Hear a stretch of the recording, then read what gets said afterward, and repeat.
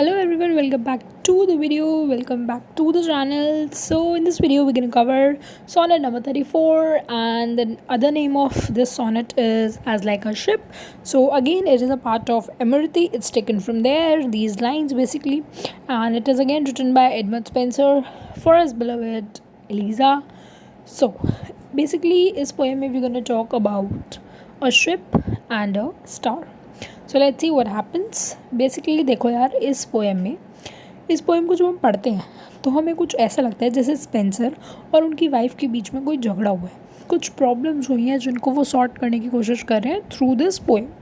ठीक है, अब एक जगह है जहाँ पे बोलते हैं कि एक जहाज़ है जो अपने रास्तों से भटक गया है.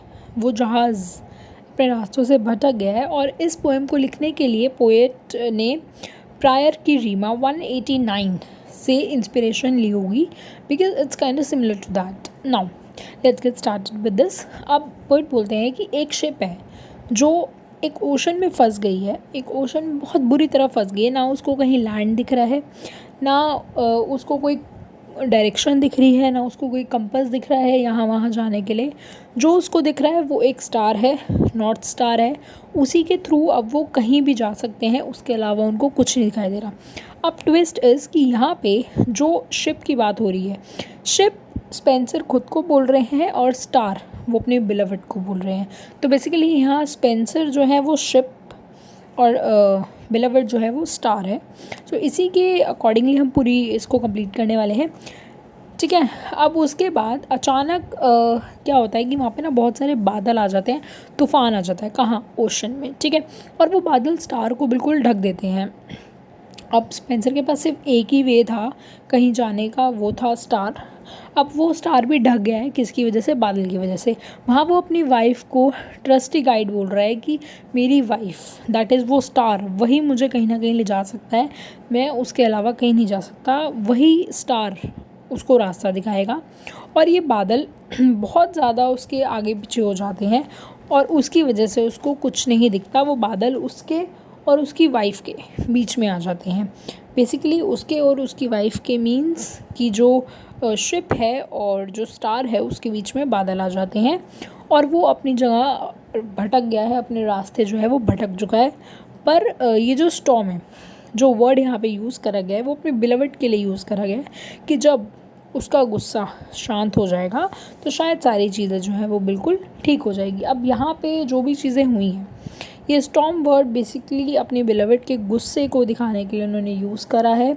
अब वो डार्क बादल उस स्टार की रोशनी को मुझ तक आने नहीं दे रहे. बेसिकली जो गुस्सा है वो उस रोशनी को उन तक आने नहीं दे रहा.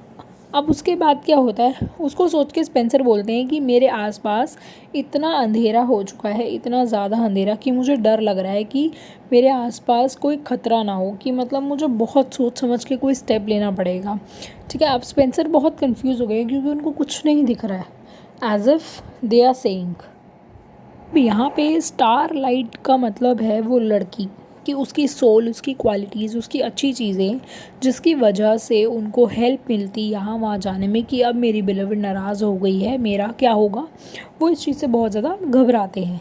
यहाँ पेरिल्स मेरे आसपास हैं, मींस पेरिल्स काइंड ऑफ ख़तरे को यहाँ कहा गया है कि मेरे आसपास बहुत सारे ख़तरे हैं और कोई भी लाइट नहीं है मुझे गाइड करने के लिए, कुछ भी नहीं है. यहाँ स्पेंसर ने पेट्रोगन स्टाइल में लिखा है.